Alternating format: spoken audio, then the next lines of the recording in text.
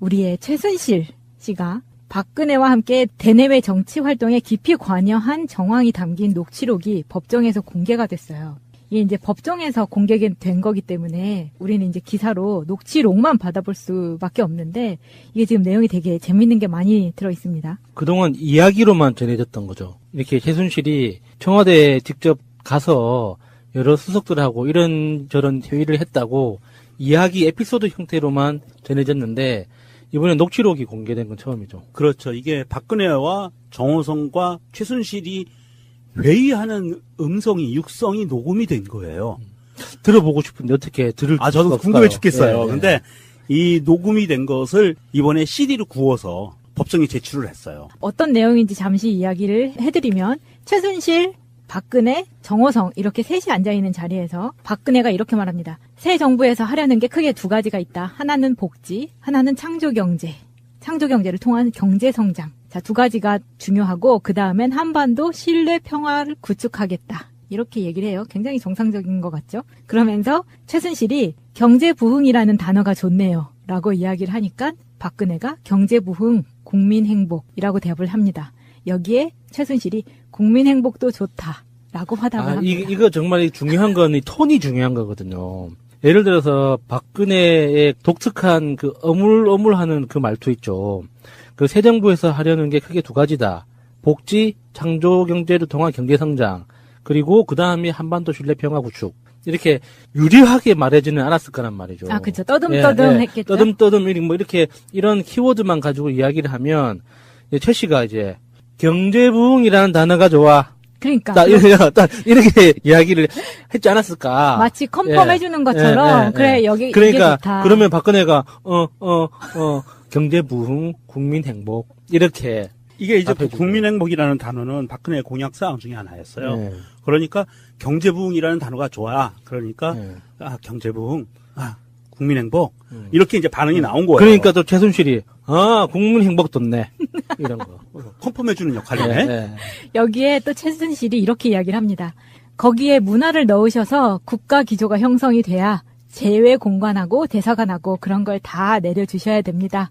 그게 이번 취임사에 나와야 됩니다. 이것도, 이 대화를 하기 그 전에 우리가 지금까지 이런 걸 세팅해놨으니까 미리 사전적인 어떤 이야기가 있었지 않았을까?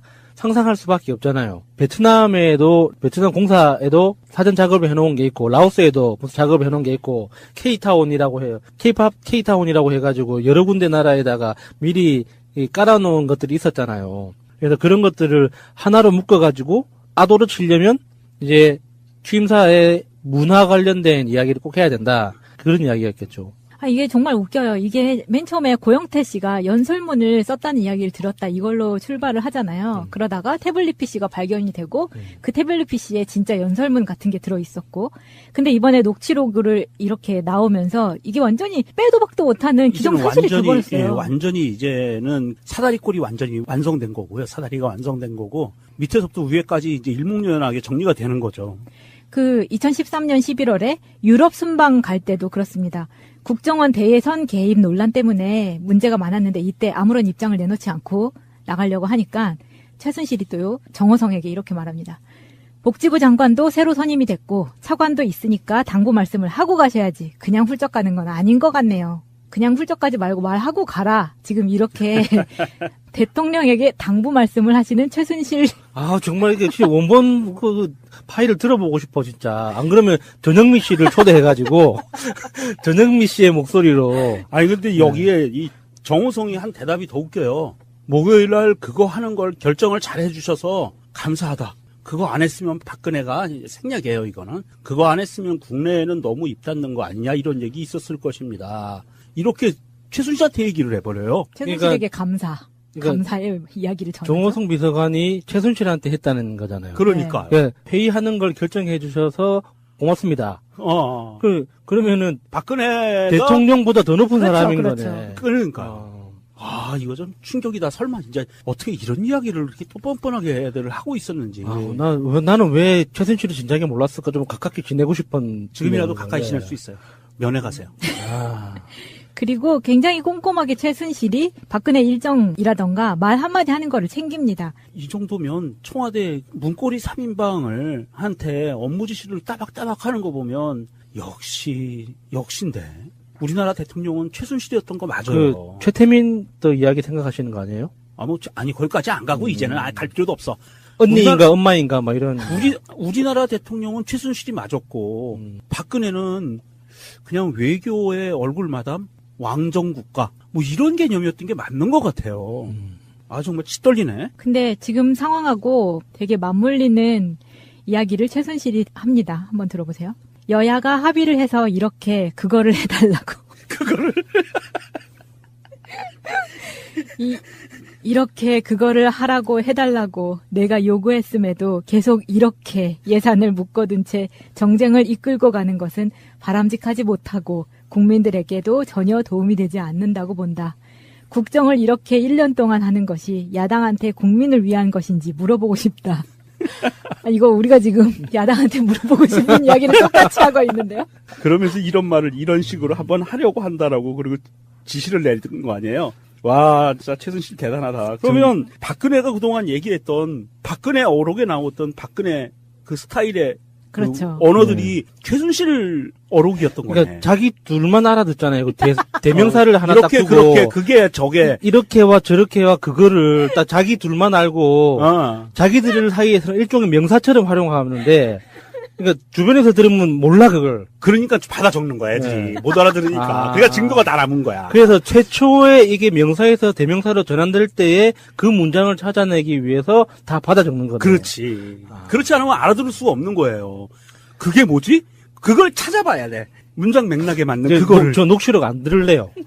듣다 보면 선택 이상해질 것 같아.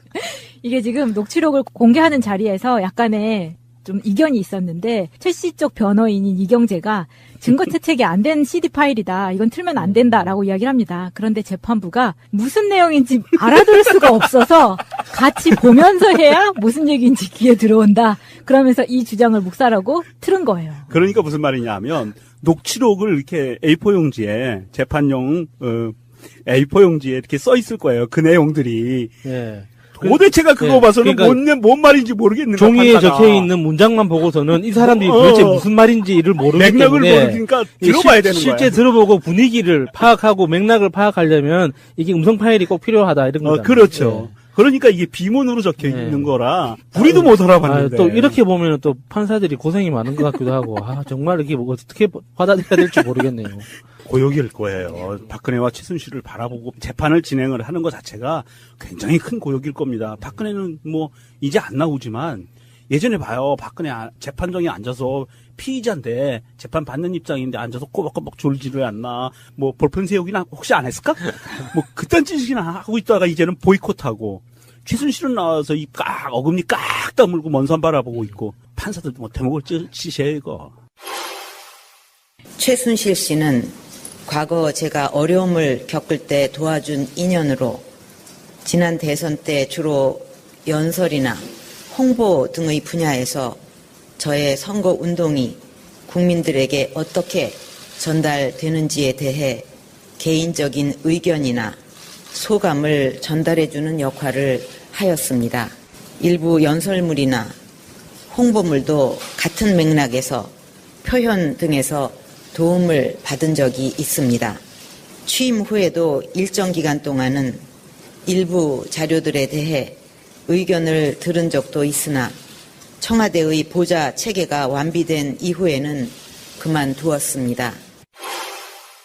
그런데 이 꼼꼼한 최순실이 박근혜와 함께 이 측근을 위해서 부동산 사업까지 챙겨진 혐의가 새로 포착이 됐는데요. 이때 한참 이름이 많이 거론됐었죠. 독일 내의 조력자인 데이비드 윤 씨. 이 사람과 이 관련된 사람들을 위해서 서울 내곡동의 헌인마을이 주택 임대 사업지구로 선정되게 해주겠다면서 도와줬다는 거예요. 미리 이런 정보를 흘려주는 거죠. 그래서 데이비드 윤이 현재 인터폴의 적색수배 상태입니다.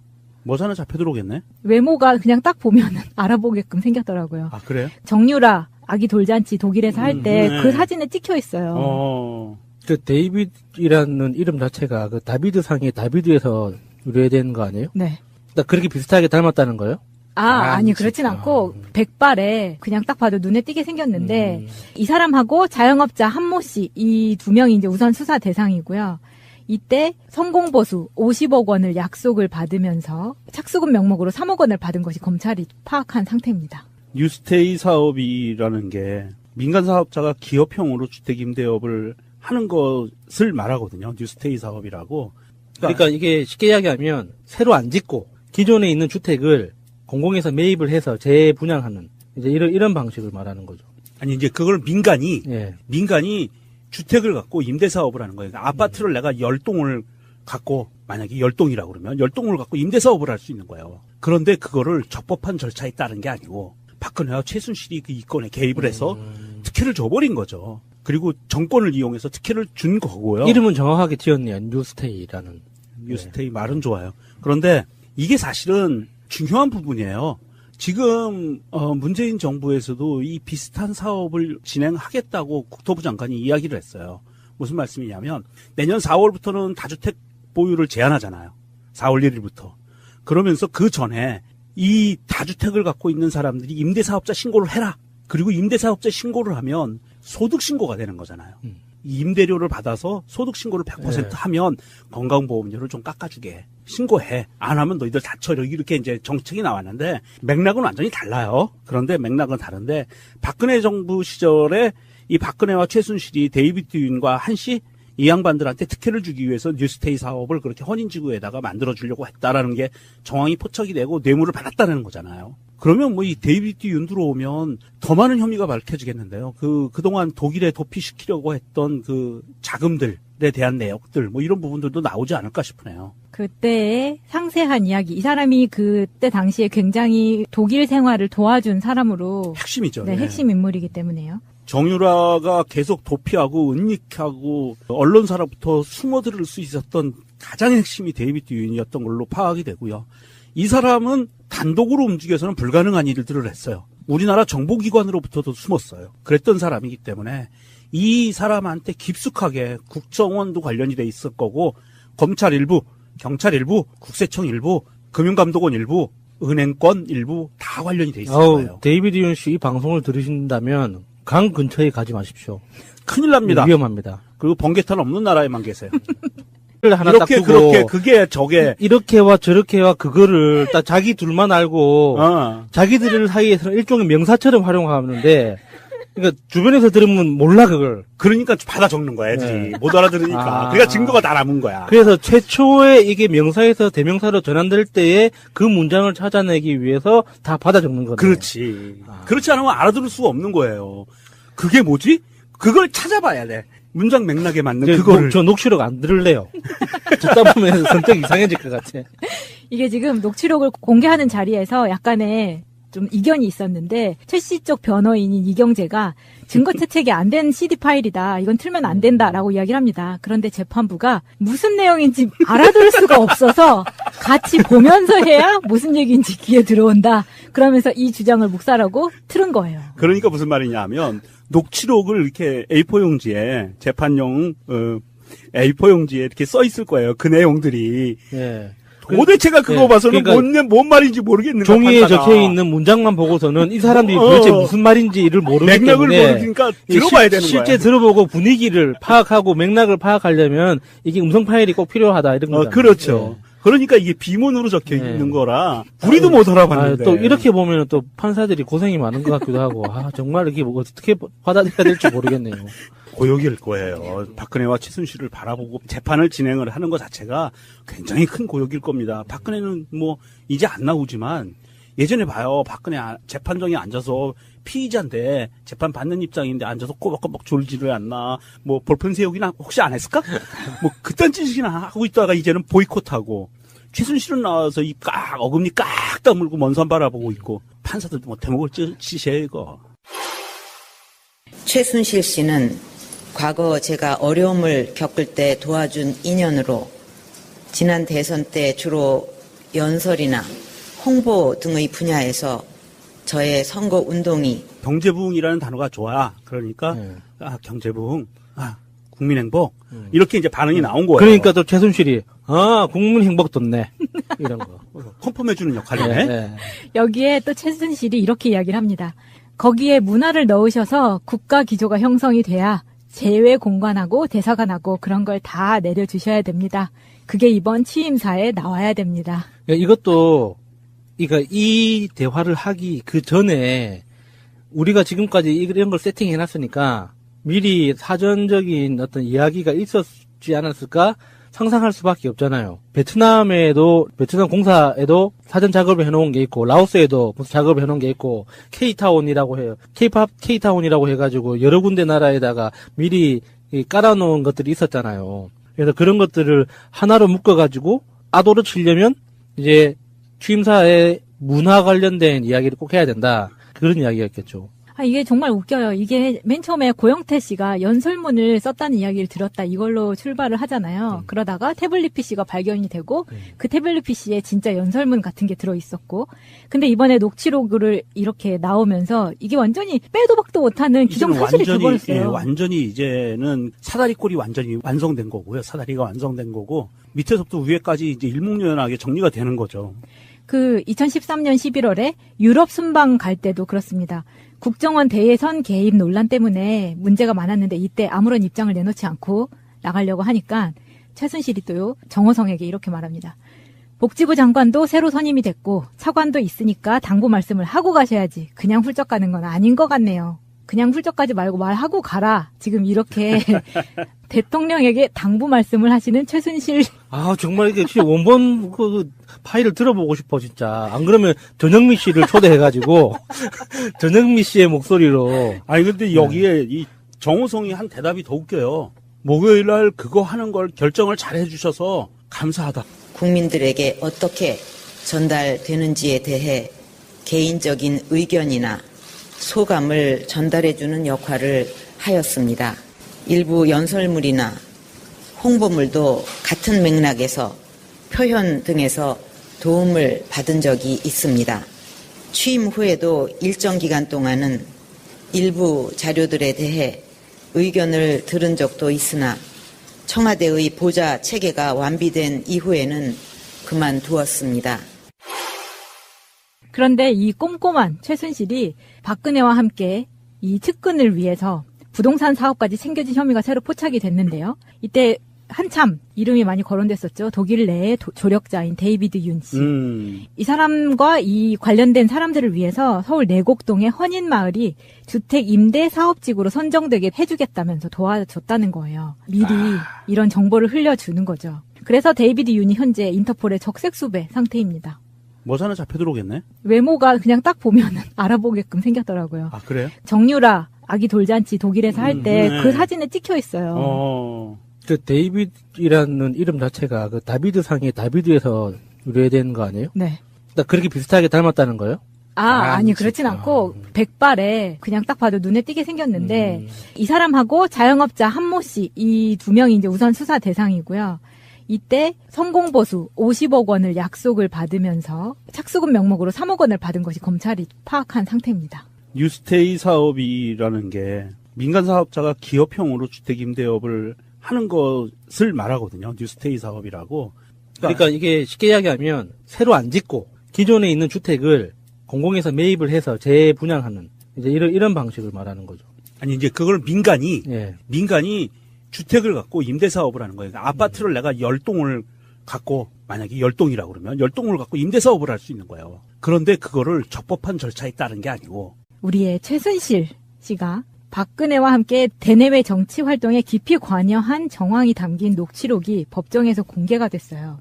이게 이제 법정에서 공개된 거기 때문에 우리는 이제 기사로 녹취록만 받아볼 수밖에 없는데 이게 지금 내용이 되게 재밌는 게 많이 들어 있습니다. 그동안 이야기로만 전해졌던 거죠. 이렇게 최순실이 청와대에 직접 가서 여러 수석들하고 이런저런 회의를 했다고 이야기 에피소드 형태로만 전해졌는데 이번에 녹취록이 공개된 건 처음이죠. 그렇죠. 이게 박근혜와 정호성과 최순실이 회의하는 육성이 녹음이 된 거예요.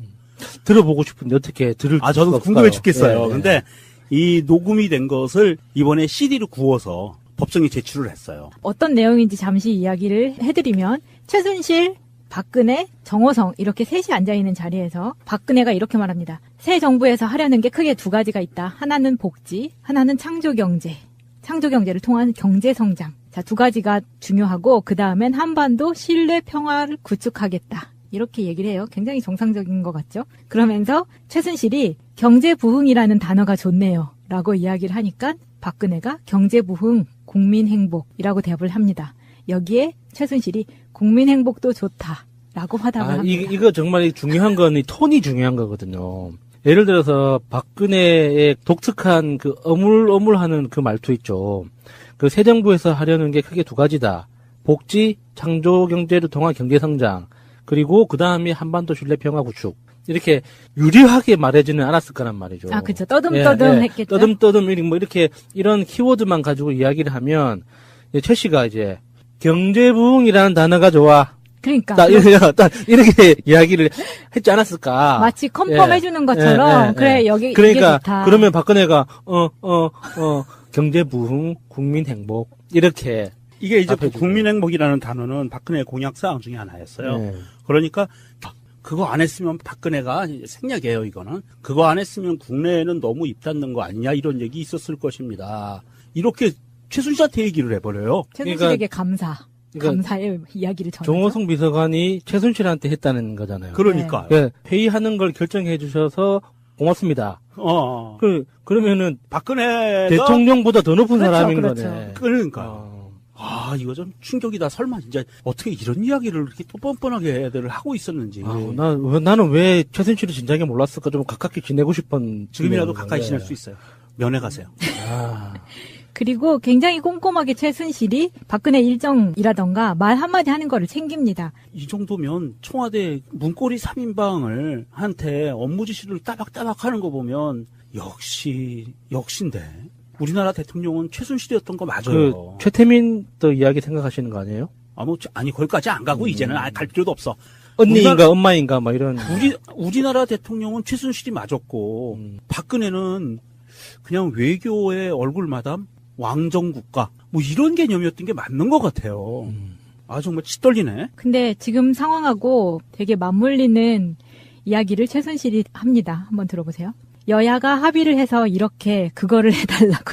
그거를? 이렇게 그거를 하라고 해달라고 내가 요구했음에도 계속 이렇게 예산을 묶어둔 채 정쟁을 이끌고 가는 것은 바람직하지 못하고 국민들에게도 전혀 도움이 되지 않는다고 본다. 국정을 이렇게 1년 동안 하는 것이 야당한테 국민을 위한 것인지 물어보고 싶다. 이거 우리가 지금 야당한테 물어보고 싶은 이야기를 똑같이 하고 있는데요. 그러면서 이런 말을 이런 식으로 한번 하려고 한다라고 그리고 지시를 내린 거 아니에요. 와, 진짜 최순실 대단하다. 그러면 박근혜가 그동안 얘기했던 박근혜 어록에 나왔던 박근혜 그 스타일의 그렇죠. 그 언어들이 최순실 어록이었던 거네. 그러니까 자기 둘만 알아듣잖아요. 그 대명사